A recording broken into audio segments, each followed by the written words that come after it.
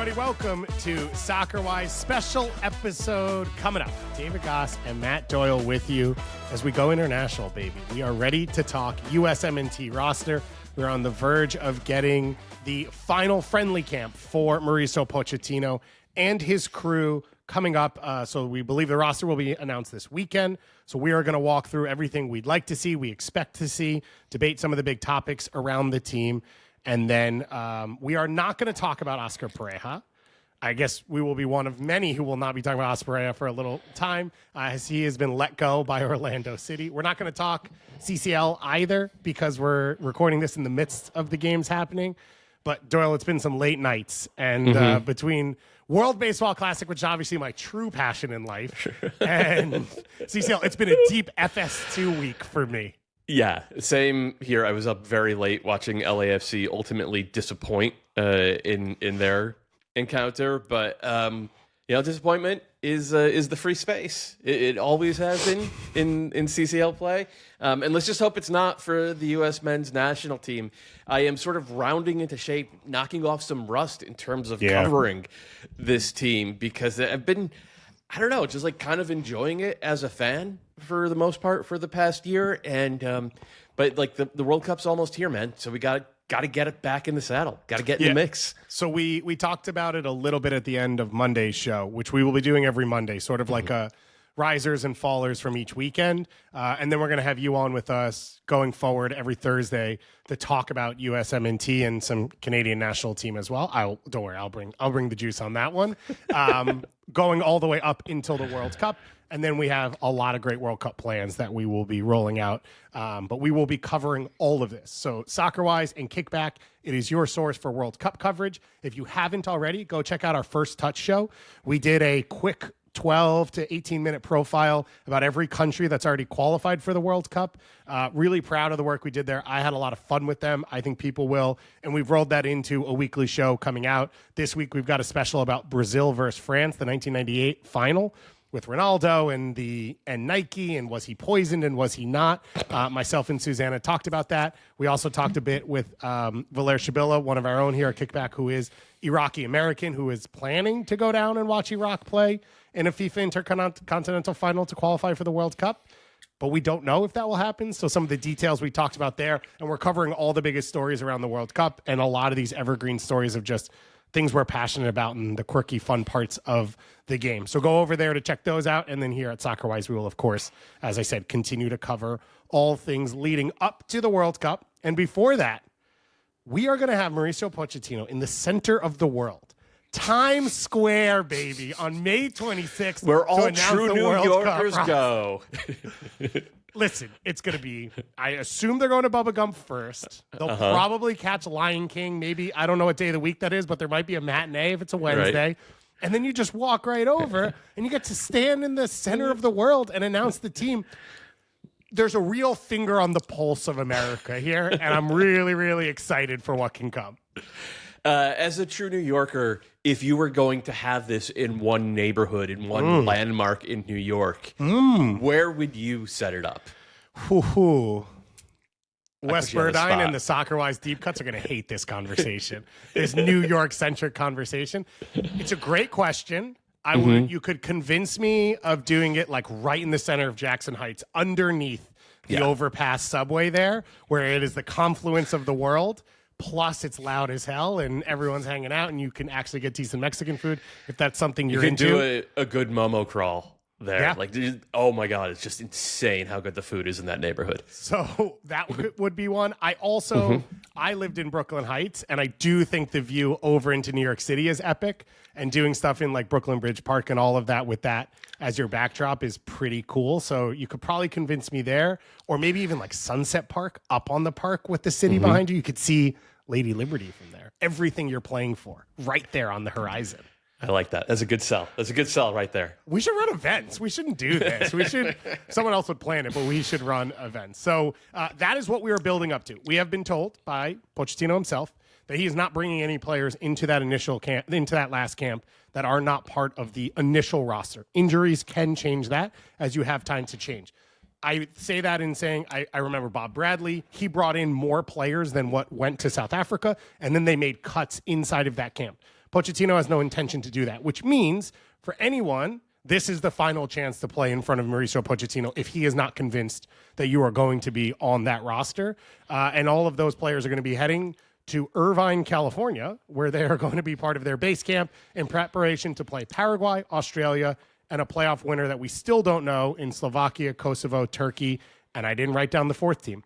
So there's a fourth option in there, maybe Romania. I'm just making that one up off the top of my head. So this is a huge camp. It's a big moment for the players. It is a big opportunity for the coaching staff as well. They'll play against Belgium and Portugal. Both games will be in Atlanta. They are opening the new training facility there and all of that as well. So it's going to be a big week. I like the matchups.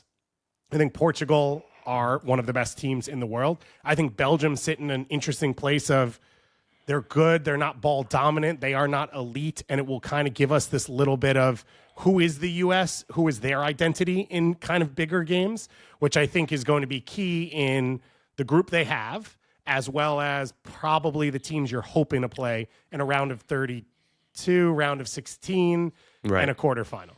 Yeah, that's the thing. I'm not as high on these matchups as you are because I still think that the most important thing for the U.S. is to prepare for the games that we're going to have in the group stage. Well, they can't play. They already played those teams. Yeah, fair. It's a very fair point. They nailed that one. But those types of teams, and I'm not sure, like Portugal definitely isn't that type of team, and Belgium probably isn't, even though they are a much more sort of linear team than they were 12 years ago, I guess, when the U.S. faced them in the 2014 World Cup. That said, you don't know beforehand. Like, these are good teams, and every game against a good team is a chance to sort of sharpen the knife, and the U.S. needs to do that. Like, they had a really good autumn. You have 3 very good windows, I guess 2 very good windows, and one that ended up being half good. And you got to spin that forward. And the ideal is that come June and July, when the World Cup happens, be facing all kinds of teams, 5-6 games, hopefully. So, you'll get your Belgiums and your Portugals of the world, and hopefully what the U.S. does in this game or these games, A, is good, and B, really carries over to when it counts for real. Less than 100 days left, man. Tactics Free Zone is going to be your spot as well for all of your written coverage, so make sure to subscribe there to Doyle's work, as well as all of his MLS coverage, the weekend column, the power rankings, everything else as well. Doyle, I know you kind of, on top of this show, have worked through an article to help prepare for this, and I wonder if you mentally got into the place of what is the point of this camp? Like, what is the number one thing for this coaching staff and what you want to see to figure out? And I think the 2 big questions are you trying to figure out who's on the roster, or are you trying to figure out the starting 11, and how do you go about it? I don't think you figure out the starting 11 this far out. Now, I do think that you do stuff like run Tanner Tessman and Tyler Adams together and maybe drop Weston McKennie in front of them to play as a 10, just to get like their feet wet, playing that trio together in central midfield.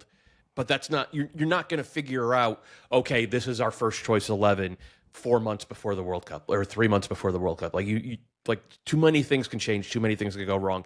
I think what the number one goal has to be for Poch is still to continue to build the culture of accountability and competition. And within that, you start making cuts. John Tolkien. John Tolkien is probably going to be in this camp. I don't think he's going to make the World Cup, but he has a chance to actually make a statement in this camp.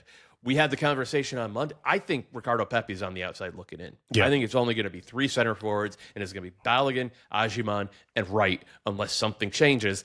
And it's incumbent upon Ricardo Pepi to make that change happen, right? Like, this has to be the primary goal of this camp, especially because he said it.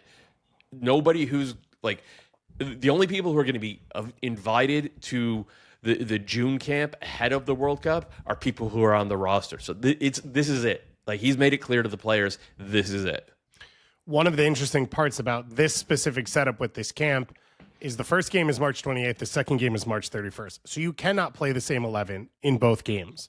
Unless, as I put down in our notes, you're Marc Dos Santos. Then if he's joined the coaching staff, turns out you can play the same 11 every single day, every single game. So there will be opportunity in that for players. It's forced. like, even if Poch wanted to play his best group and whatever, I think the way you talked about it with Tessman and Adams, that's my hope of what we see, which is, okay, choose a couple relationships you're trying to build and ensure those. And so maybe it is your 3 starting center backs or 2. We'll get to that debate. Maybe they're not behind Tessman and Adams. It's not best 11 there, but make sure those 3 play together. Make sure those 2 play together. Make sure Pulisic plays with who you think is the center forward. But it opens the door there for a guy like a Ricardo Pepi to get minutes, because it's not guaranteed if you play 2 games across a week that he would even get on the field, depending on how he performs, because, as you said, he's behind those guys. He hasn't been playing, and he hasn't really gotten Pochettino's trust in the past when he's been in this team. I do think he's the cleanest finisher in the group, and there is this weapon that exists, which is, if I need a goal and it stumbles across the box and it's laid on. I mean, it was the convo we had with bringing Landon to 2014. We didn't. It was Wando. Whether you missed or not, however you want to go about it, the chance will fall. And the question is who you want on the end of it. And there is, I think, some magical ability for Pepi as a finisher to get into a coach's head and say, yeah, maybe I don't want to leave that out there. But all of that is an opportunity these players have to prove that, like, I can do the 99% other stuff of be a good teammate, work hard in training, understand what's being told to me, adapt with the coaching staff, all of that to just put yourself in a place to get that shot. And I think that's going to be the key for this team and for this coaching staff. One thing to note before we dig into our roster, style of play, and everything else is the reports coming out over the last week that Mauricio Pochettino is on a potential short list for Real Madrid's head coaching job coming out of the World Cup. It would be devastating for him to leave before the World Cup, and I think he probably understands that. Be pretty funny, though. Pretty funny. I'm going to go fingers crossed on that one. But it does bring up the question of sort of what the role looks like. Have you had any thoughts of, would the U.S. want to remain with the same coach, and would he want to come back? I think we have enough data now to know that running coaches for multiple cycles is almost always going to end in disaster. You know, Bruce Arena probably had the best second cycle in 2006 when we dominated in qualifying, but then we laid an egg at the World Cup. Bob Bradley got a year after 2010, and by the 2011 Gold Cup, it had gone stale, and we got hammered in the final by Mexico. Hammered is maybe a little bit. That was a good game, but like we were not defending the way we had the year before. That Gio Dos Santos goal still gives me nightmares. It's insane. Jurgen Klinsmann's second. I mean, I have arguments with his first cycle, but his second cycle was a disaster. And Greg Berhalter, I thought, was great in the 2022 cycle, and ultimately it was a mistake to bring him back in for the 2026 cycle. And I think that, look, we have to, at some point, learn from history, right? We have to stop repeating these mistakes. And that's true. If Pochettino gets us to the final and he wants to return, okay, then let's bring him back. But anything short of that, it's like, no, we have to change the page and freshen it up, or it goes stale inevitably. Like, we know at this point, it is inevitable that this happens. I hope he gets the Real Madrid job. I hope that you can go from the U.S. national team to Real Madrid. Because I'll tell you, if he does get it, it means we made it to the quarterfinals or beyond if he gets that job. Because if he goes out in the round of 32, let alone the group stage, he's not getting the Real Madrid job. So let's hope that it ends up with him in that position, and the U.S. with their pick for the next boss. And right now, if forced me to choose a name, I think it's BJ Callahan, but a little early for that one. Let's go deep into the sicko. But that's basically a Discord channel right now. Right. It's talking BJ Callahan as USMNT head coach. It would be, I think, if Pochettino, first of all, I think it's funny the world we live in of basically he's out of sight, out of mind. So now he's Real Madrid manager. But when he was winning French leagues, but not Champions League with PSG, he was trash and a terrible manager and unacceptable. So I think that part's funny. As you said, it'd be huge if they did well, then he gets the job. I think it's kind of a chicken and egg thing, which is U.S. went big game hunting. So now the guys they are working with are playing in a bigger field. So it's not oh, wow, look, the U.S. has elevated itself that if you coach the U.S., you can coach Real Madrid. It's more that the U.S. went out and got a Real Madrid level coach because they spent a bunch of money, and then he's still available for that, which maybe that's the victory alone in that, which is it doesn't drop your value. And for the next guy, I think back to when Berhalter left or was coming to his end, and we talked about Club America and big Liga MX clubs. We talked about some Dutch clubs, but it wasn't like he was going to step in to even the Bundesliga and get a head coaching job. And so I think that's where it would be exciting to have someone leave the job and go to a big one, but it does not mean BJ Callahan will be the next one to head to Barca or Real Madrid after that. And the whole thing with, you talked about the past and what has happened. The thing that just always drives me nuts is compounding the issues, which has been they kept on Bruce for too long. They couldn't decide. They gave Bob interim. So he deserves another opportunity because he didn't get a full cycle. So then he gets the second cycle. So then he gets fired. So then Jurgen gets the job. But Jurgen didn't really get a full cycle. So he deserves a full shot. So then he gets a second cycle. And now we're like 11 years into the original sin of the mistake. And if that happens again, I will lose my freaking mind. Pick a 4-year cycle, give a coach an opportunity, create a 4-year plan to peak at a World Cup, and then move on to the next one. And I'm fingers crossed hoping that inside U.S. soccer, that is the belief. But I would assume that Mauricio Pochettino, being who he is, if they do any bit well, I think if they go to a quarterfinal, I think even if the way they lose in a round of 16 potentially, with his gravitas and his personality and all of that, I think there's a chance that he could stay if he wants to, which that would probably be unlikely and that he would want to. But it would be a big one. BJ Callahan on the list. Any other big names? Eric Ramsey, Wilfred Nancy? I mean, I would take Wilfred Nancy Me in too. a second. Me too. Mikey Varis is another one. Remember, he's the one who got the September camp after Greg Berhalter was fired back in September. They should have to play a friendly between BJ and Varis's interim national team roster. You have to admit, you would watch that. That would be the most stoked you've been for a U.S. winner game gets the job in a long time. Yeah. Absolutely. Baller League style. We'll just stream it on YouTube. That would be the only thing. All right, let's talk about this team overall. And coming out of, you mentioned the good close to 2025. One of the big things was sort of a shift to 3 in the back and finding a little bit of stability for the team. It was the best run. I mean, the Uruguay performance was historic. It was the best run they've had under Pochettino. It's the best run they've had since Berhalter pre-2022 World Cup. And I think you could argue it's the best the team has looked going back to Bob Bradley and Confed Cup. Like overall, they were big results against big teams strung together, which we don't normally see. Yeah, the first half against South Korea, they got their brains beat in. Then they did the formation shift, right? And Poch swears it's not a formation shift, but he's fibbing. And the second half against South Korea, they were really good. Then it was, 2-0 versus Japan? Yep. And then a rotated Japan team, which was part of the caveat. Then the Australia win. The 2-0 versus Australia or 2-1? Or 2-1. 2-1. Yeah. And then it was Ecuador. Was that Ecuador a win or a draw? 1-1. Ecuador 1-1, Paraguay 2-1, and then Uruguay 5-1 Uruguay. Yeah. Can't great. I mean, those are all Uruguay. Yeah, those are all World Cup teams, and those are all teams that play like they don't give you an inch. You know, none of these teams were going through the motions, especially Australia, who, I mean, they were running out there with machetes and 2x4s. Man, that was a brutal game. It was really heartening, and not just because of the results, but because the U.S., they showed some X-Dog, right? This was not beautiful soccer at any point. I don't want to say that. There were some really beautiful sequences, especially against Uruguay, which was the U.S. playing a rotated squad. So it was a huge exhale, sigh of relief. It is something to build upon. Like you said, it was maybe the best performances in 15 years.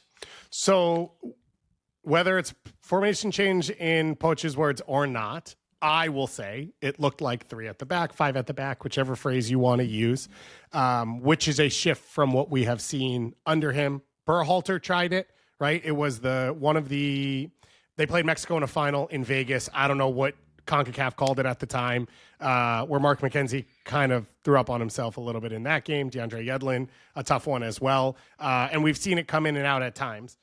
As you went through this process, did you envision the roster in that setup? Yeah, so the setup, they still defend. When they're defending mid or low block, it's banks of four, right? It looks like a 4-4-2 out of possession in those phases of play. But then what happens is when they press up, they tend to press from a man system, and they drop to three at the back, and they release one of the fullbacks to become a wing back with pressure. That's also the shape in possession, right? It's almost always a 3-2-5 or a 3-2-2-3 in possession. And what happens is one of the fullbacks, sometimes it's the right back, more often it's actually been the right back, slides in and becomes a third center back. So then your two center backs, it's usually Tim Ream at left center back, and we will have discussion on that, and Chris Richards at right center back, they slide over to become the left center back in a three, and Richards has become the middle center back, not really a sweeper, but the middle center back in a three. And then that releases the left wing back, fullback really, to become a wing back. That's been Max Arston, where he's been so good. This is not unusual in the modern game, right? This is something that we have seen a ton in MLS. It's something that we have seen for years at the top of the game with coaches like Pep Guardiola or Hansi Flick doing, well, not Flick as much, but like doing this sort of thing where you just want to get that solidity along the back line and then two in front to shield and shuttle. And then you make sure that your front five has adequate spacing both vertically and horizontally so that you stretch what the opposition has to defend. The way it works in terms of the personnel is one of your fullbacks has to be a really good attacker with the ball on his foot. The other one has to be really comfortable defending as a center back, but then also stretching to the touch line when those moments occur. It sounds more complicated than it is. We've seen Alex Freeman step in and do it just fine. Joe Scally can do the defensive part. He's not as good at the progressive part. Like, okay, then you have him slide in and become the defensive, the third center back, and then you allow your left fullback to become a wing back. So it sounds more complicated than it actually is. And I think the fact that the U.S. got it like that at halftime of the South Korea game shows how intuitively players in the modern game grasp these types of rotations. Yeah, it seems to fit a lot of the personnel very comfortably. You talked about those two right back options where they're both happy to sort of play inside. I mean, Freeman has played almost center back at times in other setups, so it's natural for him. And Scally has played center back in a back three, so it's fully comfortable for him, and it takes away some of what Freeman does going up the field. So it all seems to make some sense. It also seemed to have given the U.S. some stability to play off of where there was less unknowns as they were going through their progressions. And that seemed to help them find some chemistry. And as you said, X-Dog that like we just hadn't seen over almost the entire time Pochettino had been, except the Gold Cup, which was different competition, different group, and a little bit different. But it seemed to bring some of that energy into this team, which is why I think it has to be a staple of what we're talking about here. I don't think you can move away from it. I say that I do have optionality because you're building a lineup for a tournament and you're building it based off matchups and what happens and injuries and all of that. And so I think there has to be, okay, if we don't play that way, who are the options? And one of the fascinating things about all of this is fullback, which is if healthy and if not healthy, which are two things that you don't know very much at those two positions and changes drastically between the two. From Destin Jedi to anyone else, they are like the two extremes in two different ways, which will be a huge part of what we'll talk about as we do this. So we have this formation set up in that way. So that's what we're going to work through as we talk about the roster, and we will put this out on social as well. One of the big questions starts as let's start in goal, but it, I think, is a trigger to what we think this will look like, which is Matt Freese and I assume Matt Turner are the top two for you. Is that correct? Yeah. The third option, and this is partially World Cup roster, and then this is partially March roster, is Pochettino going to give young guys chances at ends of rosters that he thinks has bright futures? Or is Pochettino going to lean on veterans to bring into the group to try and win every game possible at the 2026 World Cup? I think it's going to be the second thing. Yeah. But I don't think he necessarily believes that older veterans are the guys who help with that. I think he believes in the guys that he's had in camp, and that's Patrick Schulte, it's Roman Celentano, and it's Jonathan Klinsmann. And Schulte's played, and the other two guys haven't. Like that's Schulte has gotten caps under Pochettino. The other guy who's gotten caps under Pochettino, the other guys are Ethan Horvath and Zach Steffen, neither of whom have been in camps recently, right? Yeah. And Horvath, Steffen was excellent last year, but even as he was being excellent, he was not part of the national team. So I'm reading into that. Horvath is not a starting caliber keeper. Like he's not held down a job anywhere. He's already making disasters happen for the Red Bulls. I don't think you can. Look, man, it's third. I'm not going to get hung up worrying about the third goalkeeper. I'll just say that I'm disappointed. Gaga Slonina chose a career path where he's not even part of the conversation.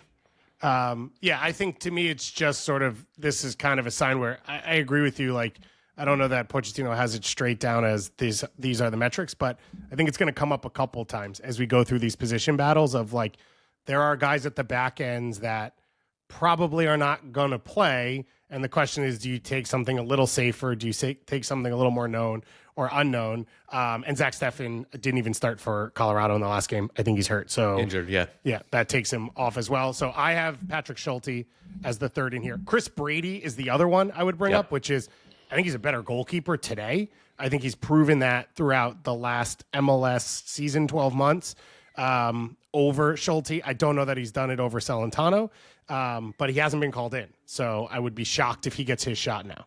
Yep. Let's go to defenders then. So in this setup, we're talking about fullback, we're talking about center backs, we're talking about three center backs, a right back that maybe shifts in, all of that. So let's talk a little about profiles there. If you when you broke this down and put it together, who do you consider a center back in that setup, and like how much of that versatility did you add in? So the guys who are obviously center backs are Richards and Ream and Miles Robinson, and I think all three of those guys are on the plane. It worries me with Ream. He might just be a break in case of emergency sub because it looks like Father Time has caught up to him over the past 6-8 months. And we saw it in the playoffs, and we've seen it kind of to start the season for Charlotte a little bit. So I think he struggled at other times with Charlotte since he got there. He obviously played left back for a while, which made no sense. Yeah. And he's struggled at times under Bruce Arena with the national team. I think he's a player who has to be in a specific setup. I think you have to have the right pieces around him. He is not roll out there with anyone, and he's the one that the partnership leans on at this level anymore.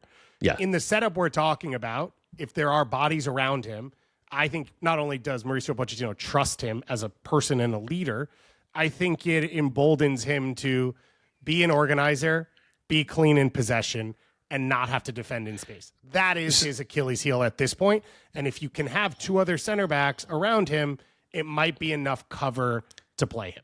So in a situation where you're doing the 4 that shifts into a 3, and you have, let's say, Alex Freeman at right back and Chris Richards right center back, Tim Ream at left center back, and then Jedi Robinson is your left fullback, and Jedi becomes the wing back, right? So you have that incredibly adept two-way player at your left wing back, then maybe that's enough coverage for Tim Ream, especially if it's against a Paraguay, a team that's going to sit where in. You have the possession, where his passing would be really, really useful. But even then, he's going to have to defend in space. Right? It's not like Paraguay's going to have zero counterattacking opportunity. They're going to get out and they're going to be able to run, and that worries me. Yeah. And it's also something that we're going to talk about in a minute here. I don't think that wing back in that situation is actually the best use of Anthony Robinson.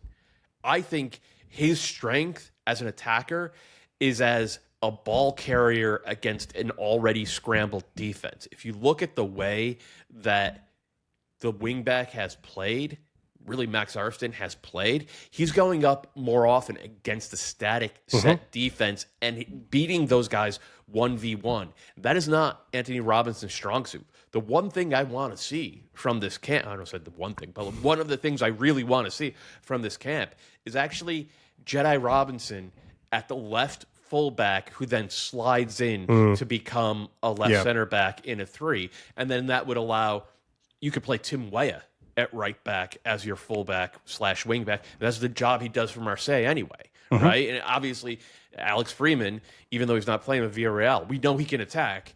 Ask Uruguay, so the twofold aspect of this is Anthony Robinson is really good defensively. I think he would hold up in that 3 in those situations where transitioning phases of play, right? And you have to have that ability to run the play down occasionally, read the play always, and then muscle against center forwards. I think he has that.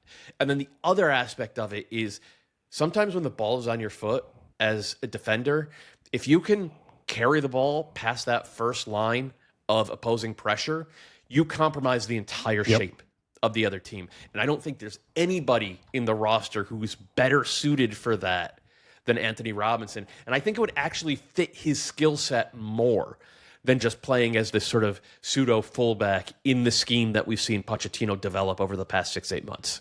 It makes a lot of sense in that I have redeveloped the way I think of a fullback over the last 10 years as players have been pulled inside. But one of the first things I always say is like, are you physical enough to hang? When the game is not pre-planned, can you hang with a big center forward in a big moment where it's a transition moment, you have to step inside, you have to win that 50-50 battle? And Jedi seems like a player who would be comfortable doing that, but is not great, I don't think, sitting back and breaking lines with his passing. Like, he is not clean enough. One of the reasons it fits that he bombs forward is he bashes balls in. They're not super accurate. It's a safe place to do that because you don't have to be super accurate.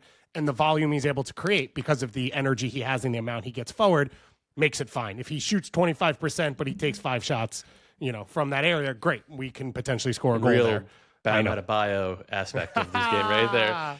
But the other aspect of that is you were okay with him doing that because he had that incredible stamina and top-end speed. Yeah. And we have not seen that from him since his return from knee surgery. He has not looked like the same guy. Now, that does not mean, like, maybe by the end of the month, because he is starting to get 90 minutes now, maybe by the end of the month, he will look like the Jedi of 12 months ago. That is what I'm hoping for. But I really want to see him in that, they call it kind of an elbow back role. I'm more interested in that than almost anything else coming out of camp.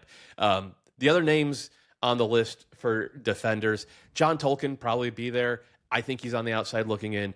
Noah Kai Banks, we all want to see this kid commit to the U.S. I wrote about it in my column on tacticsfreezone.com.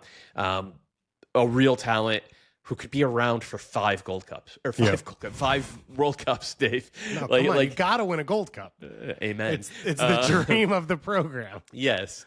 So I really hope he's there. That's the first name I'm going to be scanning for. At right back with Dest hurt, it's Freeman and Scally, and I couldn't figure out anybody else. And then we get into the midfield, and it gets a little more interesting. So in my mind, Tim Weah is starting at whatever you call the right back position. Right back, right wing back, it doesn't matter. He plays for Marseille in a wing back position. He has played as a fullback. Whatever the setup of the back line is, if Dest is out, I think he's starting at that spot right now. He's getting minutes where Alex Freeman is not, and he is capable of giving you an impact in the attack, which Joe Scally is not right now. So to me, no matter what the setup is, Weah is getting the start there, which also opens up space, I think, for some players who deserve to get starts higher up the field. And the thing I've said with Tim Weah since the start, and it didn't help that he punched a guy on Panama and sort of ruined that, is he's up for the moment, and he does deliver in big moments. He scores against Wales in the World Cup. In World Cup qualifying going into 2022, many of the big moments in games where it felt like there was no spark were created by him. A lot of it is down to his skill and talent and ability to break defenders down 1v1. A lot of it's down to his counter pressing. But most of it is just he wins half margins and he's turned on all the time in big games. So he's on the field no matter what. It's why I feel comfortable putting him a little bit further back on the field. Outside of potentially punching someone off the ball, I don't think he's going to lose the game for you in those moments. So I think Weah gets the start there. And I think it probably is easier for this team. Because what you talked about with Jedi is if Dest is healthy and Jedi are healthy, I don't know that the two fit perfectly together unless Jedi comes inside. I don't have a ton of belief that you get Jedi at full health at some point this year. It's been a really long time. Yeah. And it's for a guy who pushes his body really hard. And when you talk to people around the pro game and they talk about, you come out of weekend matches and you look at metrics, and some of these guys are off the charts, and they're often players who at 26 and 27, it is really hard to get them on the field consistently and to do those things again. It's an issue we see with Tyler Adams. It's like they are pushing their body to extremes that other people physically aren't capable of, but they are also hitting their limits in some of that. And it feels like that's what's happened with Jedi. Since February, he's played 2 full 90s and has had 4 DNPs. And one of them, the comment from the Fulham coaching staff was like an ankle knock or something. Like, they're very much in an unknown space. It's why I think he gets called in, because I think the U.S. wants to see him themselves and do their testing and see what's up. I don't think he plays in these games, and I would be surprised if he even stays the whole time. I think he comes in, he's around the group, he talks with the coaches, he does the medical stuff, and this is what we saw from him last October. He came in, was around it, and then left to go back to, like, can you be training in your environment and be at your best, which is a little bit worrying. But Max Arfston, I love as an option. Otherwise, if you want him to play high, and then the right backs you said are the ones who are in there. And Alex Freeman, we always knew it was going to be a tough one. You go to a La Liga team at your age, you're probably not going to be a day one starter. And without that, I think Pochettino likes what he's seen enough that he entrusts him, but it's hard for him to be the lockdown starter if he's not playing week in and week out. Okay, let's talk about midfield now. So the way I have it written down is I sort of have 2 holding midfielders and then 2 attacking and then a center forward with 5 in the back. So I defined holding midfielders as D-mids, but we could call it whatever we want, and the other 2 as attacking mids, and then we would have a center forward. Does that set up the way you set it up, or do you want to go? It does, yeah. No, okay. It does. Okay, so let's start with those D-mids, and I think Tyler Adams is the first on this list, and no-brainer, if he's available and healthy, he's in this group. Now we get into who's around him and who's the depth around him. Who do you have at the top of your list? So I would look for balance and partnership first. And to me, that's Tessman, right? Tessman, because he can make the game big. He's comfortable on the ball in traffic in a way that Tyler Adams really isn't. He can make use of those wingbacks, right? He balances his strength, balances Tyler Adams' strengths. They make each other better. So that's the obvious one. And then I think about it in terms of who's backing up each of those guys. And honestly, I think Christian Roldan is the clear number 2 behind Tyler Adams. He does the front foot defensive work better than anybody in the pool other than Tyler Adams. He can also tilt the field with those long balls. And he's earned Poch's trust in a way that I don't think Aiden Morris or Johnny Cardoso have. I think Johnny Cardoso and Aiden Morris are in this camp. One of them will win a job. One of them will watch the World Cup.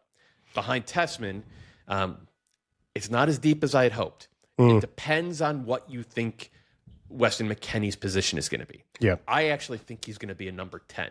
So I have him up a little further. Me too. So that behind Tessman, I honestly think it's Seb Berhalter. And then that's it. Yeah, I think because of the way this is set up, I do think you could play Johnny or Aiden Morris with Tyler for Adams. sure. They're both comfortable in possession. They're both going to cover ground. So, like, that's where I just had this mass of 5 or 6 guys, and I think they're all kind of similar because I also have Weston higher. I watched a bit of Tottenham shit the bed yesterday. Didn't really help understand where Johnny fits in. I've watched him for a few weeks off and on with Atleti. What do you make of what the hell's going on? Of this guy's playing for Diego Simeone. He is playing for the most intense coach who requires the most commitment, perfection, all of these things for one of the best teams in the world. And he has never put a foot right for the U.S. pretty much in his short national team career of like what this guy is. It's not that short. Not that short, man. He's played 20 short games. In terms of games, not short in terms of years. It's been over. I mean, he's disappeared from the team for like months at a time.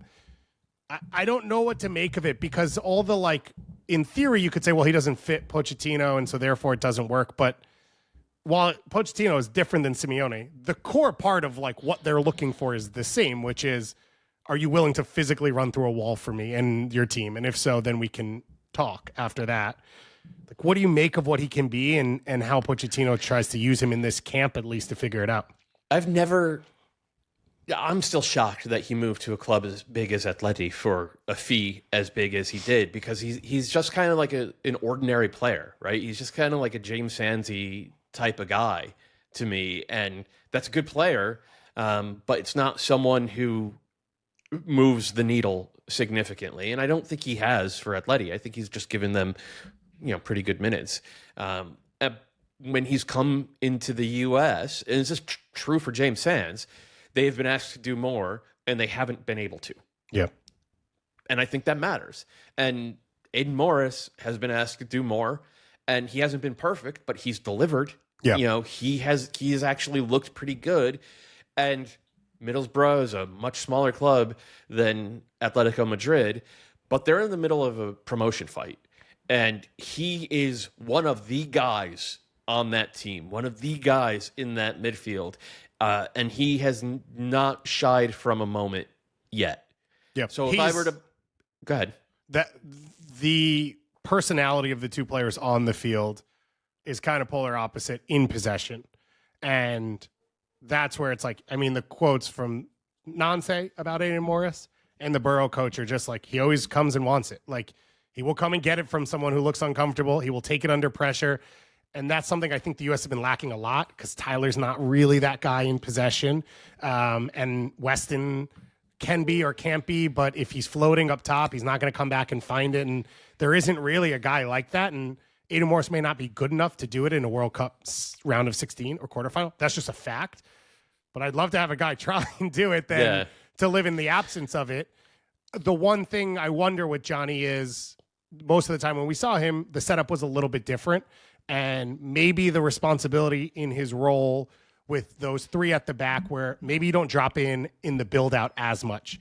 And when you do so, maybe it's not as open and exposed. And you think to the Turkey game of like center back split wide. We play you. This is a 100%. Either you win this moment and we're going upfield on a chance. You lose this moment, we concede a goal. And they conceded a goal.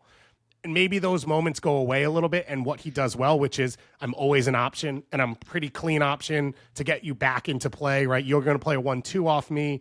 I'm going to come and support a fullback or a wingback who gets high into a corner and keep play going, but I'm not really going to break lines, and I'm not the one who you're going to build through.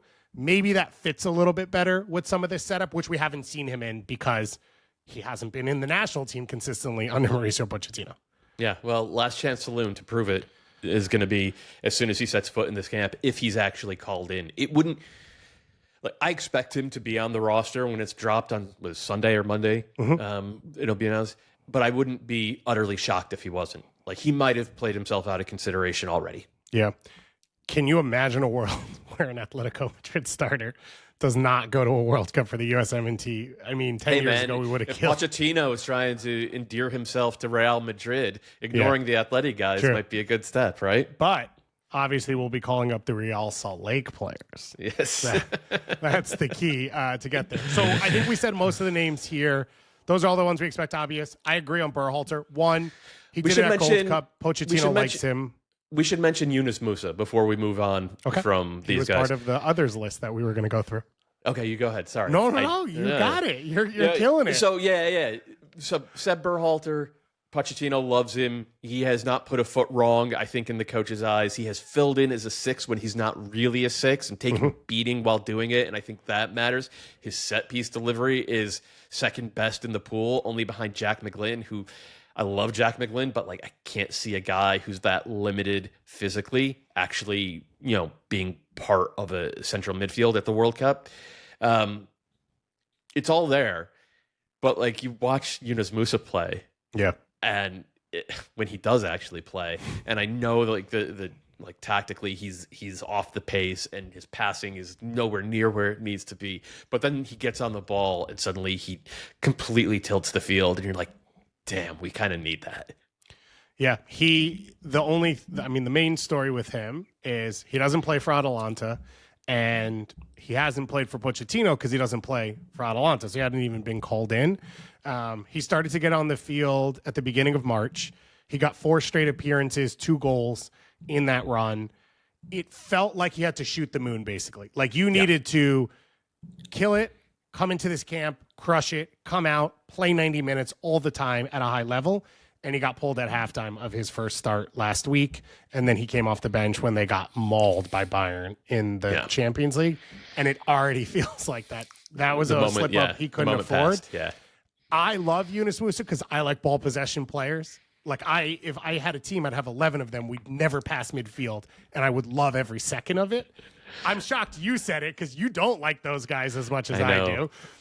So that's where it's like, and he's shown a little bit of flexibility, and the flexibility is because he's technically clean, so he can play anywhere on the field because he's not going to make a mistake Remember, Pochettino played him at wing back. Yep. Right? When you say he could play anywhere on the field, Pochettino feels the same way, except he maybe thinks he can't play him in central midfield because he is not tactically savvy enough. And it's what's kept him out of the lineup for Atalanta as well.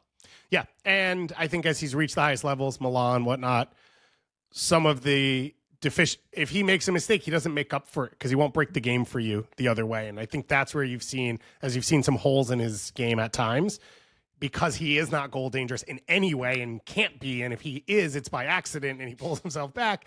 That's where it's kept him off the field. The other thing, which I think will come up with Jack McGlynn, I think it comes up in the Ricardo Pepi conversation. All of this is you come off a good camp, and most of these guys are playing.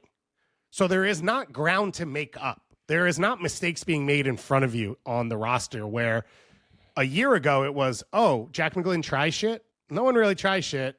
There's no vibe right now in the team. No one's playing at high levels consistently. So you're going to get a chance. And now it feels like that door has closed on a lot of this because Aiden Morris is going to start every week, right? Johnny's going to start every week. Tanner Tessman's going to start every week. And we know the MLS guys will start every week as well. And so I just don't see a world to work yourself in. The other names I had down, Gianluca Busio, Serie B. It's the best year he's had. He's not going to make the team. James Sands at St. Pauli. One of the nice things with Sands is especially if you play three center backs, he can play in that as well. So at the back end of a roster, he gives you versatility. He's playing consistently in the Bundesliga. And then Sean Zawatsky is the other one because Poch has called him in like any time he can, and he has literally never played for him. I think he actually didn't he get minutes against Paraguay? Yeah, sorry, I didn't mean literally. That was a bad word to use. But he kept missing camps, and then he finally got one. And he's another guy like Sands. I should have mentioned him in my column, but he's another guy like Sands who could play D-mid. He could play in the middle of a back three. He could play at right back. So it's one of those where maybe as a 26th man, Sean Zawatsky can work his way in. Now that I think about it, like he could end up being there ahead of a guy like Sands or ahead of a guy like Musa, and I wouldn't be at all surprised by that. Yeah, there seems to be something that Poch loves about him because he keeps trying, even when hasn't gotten the chances. Let's go into those attacking two in front of this. Let's talk about some of the names. I put in question mark next to this right at the top. The convo is Giorena. Yep. Is there any world that he gets called into this camp? How do you not? Yeah. Wow. How do you not? Because he's not playing again, but he's geo fit, which means that he's fit enough to sit on the bench. And we saw it in the Paraguay Uruguay camp. He basically hadn't played much for Mönchengladbach in the month leading up to that. And he comes in, he scores a goal against Paraguay, and he comes off the bench and gets an assist versus Uruguay. He can't sprint. He doesn't defend. His body language is world historically bad.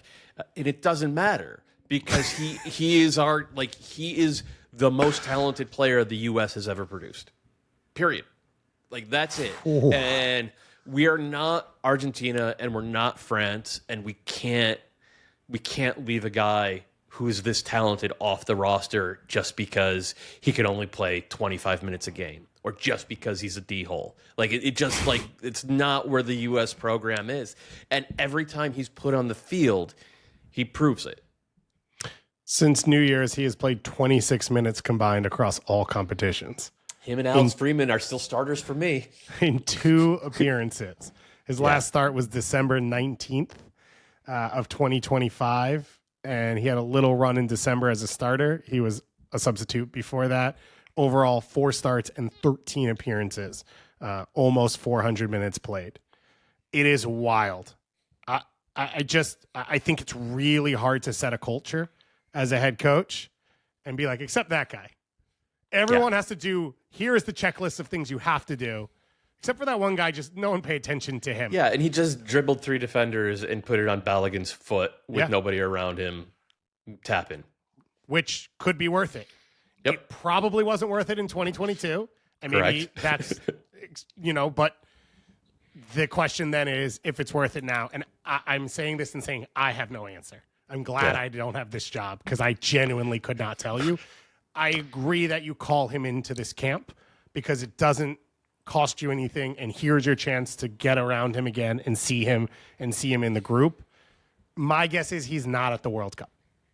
That if things remain the same, if he is a sub every 3 games for Gladbach towards the end of the year, which they're in a relegation battle, and I don't know that Gio Reyna is the guy you lean on in a relegation battle, then I don't think Pochettino will be able to take him to the World Cup. But it is going to be the first name I'm looking for when this roster comes out. The other ones... Let me just ask this. Chicago Fire have an open DP slot and lack midfield chance creation. Just chaos, man. And listen, the reality MLS, TV MLS is doing transfer window is open for 2 more reality weeks. TV is doing well right now, so it could be an option. Why not Unit? Well, Yunus Musa doesn't score goals, so he's probably the wrong one. Orlando should go get Yunus Musa and have someone control the game for them. That's a good idea. Maybe. Okay, Weston McKennie, I think we both kind of agreed in putting him in this spot. He has played literally every position for Juventus. He has played false 9. He has played wing back. He's played central midfield. He makes things happen. He's at his best around the goal. I don't trust him to close down and cover ground consistently and be connected to the rest of the team to play him deeper. And this is where, almost in the Gio Reyna style of I can get stuff from him without maybe endangering my team the other way. When he's locked in, great. He's not always locked in. It's hard to know. But this is where I would put him to get the best out of him without really hurting myself for the negative parts. It feels like he's turned the corner in terms of being locked in as often as possible. I don't understand. I feel like we have said this about every year with Juve. He's out, then he's back in, then he's the second most important player, then we start again. That I agree with, but I'm talking tactically. There is no argument. There was always an argument you could make tactically against Weston because he would chase butterflies sometimes. And you kind of just made it saying that you don't necessarily trust him to play deeper. And look, fair enough. I don't think that's his best spot either. But what we've seen from him with Juve this year is he's been comfortable and reliable in that spot, but then he's also been tactically tuned in enough on both sides of the ball to play as a 10. To play as a guy who's sort of lifting the level of everybody around him. And that is a new version, a veteran version of Weston McKennie. And it's the one who's, for me, he's starting on that 2 line with Pulisic underneath Flo Balogun. Yeah. Pulisic, no-brainer. I think as we get through this camp, we see the team play. I think there'll be conversations about spacing with Pulisic, where he's most comfortable, where he's at his best. I think that will affect some of that wing-back, fullback talk that we have of who supports him the best, who supplies him the best. And he's obviously not in great form right now with Milan, but he's a no-question starter for this team. So those are the 2 locked in there. Let's talk about the depth underneath it. Malik Tillman got injured since February, started February. He's started 1 game. He's appeared 4 times as a substitute for Leverkusen. They're playing Champions League right now. I don't know. He's not starting. Okay. And then he would seem to be a clear number 3 in those spots, and then I think it's debate around that otherwise. I don't know that he's the clear number 3, right? Because we already talked about Gio, and Gio's in those spots, and Diego Luna is not going to be at this camp because he's injured. I'm 90% sure he's not going to be at this camp. I'm told he will be back this weekend. Oh, okay. Yeah. Well, there we go. You have better, more current information than I do. Yeah. In that case, Diego Luna will be at this camp, and I think he's probably a nose ahead of Malik Tillman on the depth chart, but Tillman's going to be there anyway, and he should. And part of it is you could play him a little deeper too. There are certain situations where you could drop Malik Tillman to play alongside a Tyler or a Christian Roldan as a box-to-box guy, and I would be comfortable, not super comfortable, but I would understand that and be comfortable enough with it. So I think that's the group, and then it's and I don't mean to gloss over the Luna thing, but he's earned it.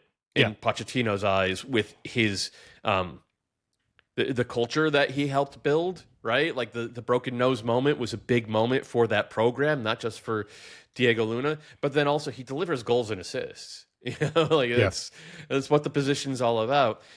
Brendan Aronson doesn't. Brendan Aronson has had a pretty good year for Leeds. He's been occasionally good or occasionally excellent, really, and pretty consistently good, but always a ton of effort, and that matters. And then Alex Zendejas. And he's another one who I kind of don't see it, but then you watch and his team always plays better when he's out there. Yeah, he's huge for Club America. He's been big in the biggest moments for Club America. I made the argument, we did a social video the other day where he has elevated in front of 80,000 people consistently, and he is a connector. He is not the guy. Brendan Aronson, similar, right? Like both of them, there is probably a pretty high floor of what you're going to get from them if you put them in the right situation. The ceiling's probably pretty low for both of them at the international level. And the question is, who do you want to lean on and what do you want to get? I think Zendejas, clean technically, has played in big moments, played in big pressure. He can finish and create depending on who's around him, which I think he adapts to the setup he's in. When he's playing opposite Brian Rodriguez, he knows that he's going to crash and try and create chances. When he's playing behind some of the best strikers in Liga MX, he knows his job is to set up and create, and he comes inside and he's able to find the slip passes. I think he's got a ton of composure under pressure, so you can play through him in tough moments. To me, no questions, Zendejas is in this group. And with this, the tough one is Brendan Aronson. 3 goals, 4 assists this season in the Premier League, none of them over the last 2 months or whatever, but he continues to start for Leeds. And he's going to run around like a crazy person, which a lot of coaches like, and which brings a decent culture, or might be the thing you need, which is once we take a step down from, let's say Christian's not healthy, the drop off is so high that screw it. Let's just go against the ball. Let's press high. Let's only create out of possession. Let's create on set pieces. And that's just who we are. And I don't think the U.S. is so weak offensively that has to be the case, but it could be thinking for someone. In all of this as well, sorry. So who then is competing for jobs in this camp? It's for you, it's Reyna, Aronson, Zendejas, Luna, those 4 guys for 2 spots? Yeah, I have, under Pulisic and Weston, I have Tillman locked in. And then I have Luna and the rest of them all battling to get in. For 2 more spots. I don't think Luna's locked. Okay. I think just the injury. So if he comes in and plays close to his level, I think he's fine. But he now has to do that in this camp if he gets called in, because how do you move past Luna if the whole thing you've been talking about for the past 18 months as coach is culture, right? And Luna has been a part of revitalizing that culture. Yeah. You make a good point. I think he has the inside track and he's a favorite. I just think if you walk out of next week and he comes into camp and he's not fully healthy and he can't do what he does, how much longer can you wait? Is he going to go out in 4 games for RSL and prove that he's back? Maybe. And that's all he needs to do. If not, now it's, every performance has to be perfect for RSL, because I have 5 months of data on everyone else that Diego Luna doesn't have. They didn't make the playoffs in MLS, and he hasn't been healthy to start the year. So this whole Brendan Aronson's not putting up goals and assists. He's starting in the Premier League and playing, and I know what I'm going to get. And it's not like these are guys that take time off. It's not like Diego Luna and Alex Zendejas are 2 guys who take plays off. I know Luna is key to what happened. I agree. And I think that's where the trust and connection is. But at some point, it felt like at the Gold Cup, the other piece with Luna was he tries shit no one else does. You put this best team in there, Weston and Pulisic and Dest and Jedi, they all do as well. So you're no longer reliant on what Luna brings, because it's not going to be built around him, which it was at the Gold Cup. And so, I think it's fair to say Pochettino is going to lean on it, but it worries me that we didn't see him. He missed 3 games at a time in a year where he's not going to get a ton of opportunities. The other names in here that are not going to get chances are Georgi Mihailovic and Jack McGlynn. But it seems pretty outside. And then we have the center forwards, which I think is probably the easiest combo right now, which is huge to say. Balogun up top, Ajamang, Haji Wright, and Ricardo Pepi are probably the big 4. Josh Sargent hasn't played, so he's not going to get himself in this. Brian White, you talked a bit about on Monday's show as we sort of hit this topic, the struggles he's had under Pochettino. And it just feels like it's a battle between Aubameyang and Wright along the depth chart, and Pepe's trying to get in from the outside. I think that's exactly it. And you hope that, you hope it ends up being a good problem where they all make such a good case for themselves that he's got a tough cut to make. And I think the way the setup is, I think Haji can play in other spots for this team. Yeah. He's played on the wing, but he's just so smooth in possession, and you can play off of him back to goal. He can also attack defenders. You watch him play, it feels a little like Josie.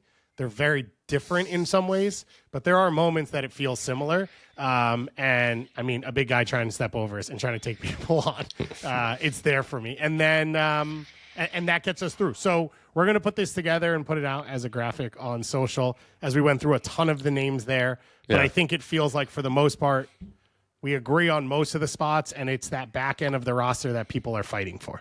Yeah, the like Mark McKenzie, Miles Robinson, those guys are fighting for spots. I think Joe Scally, John Tolkien, Aiden Morris, and Johnny Cardoso, like we mentioned, maybe Yunus Musa as well, and Sean Zawatsky, of course. I just forgot him again.